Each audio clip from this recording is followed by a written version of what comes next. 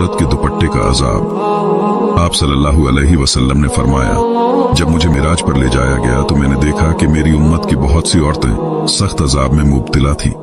उनके सर के बाल जहन्नुम की दीवारों से बंधे हुए थे। ये वो औरतें थीं जो अपने सर के बाल दूसरे मर्दों से नहीं छुपाती थीं।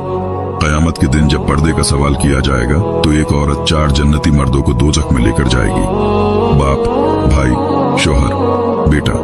इब्ने मसूद रदी अल्लाहु अन्हु से रिवायत है कि रसूल सल्लल्लाहु अलैहि वसल्लम एक चटाई पर सो गए तो आपके जिस्म मुबारक पर उस चटाई का निशान पड़ गया।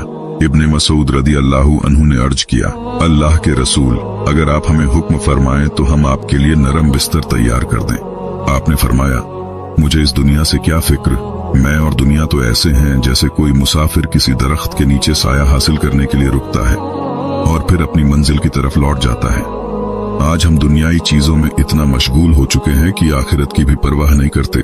अस्तगफिरुल्लाह। ये पैगाम आपके पास अमानत है, अमानत के तौर पर सबको शेयर करें।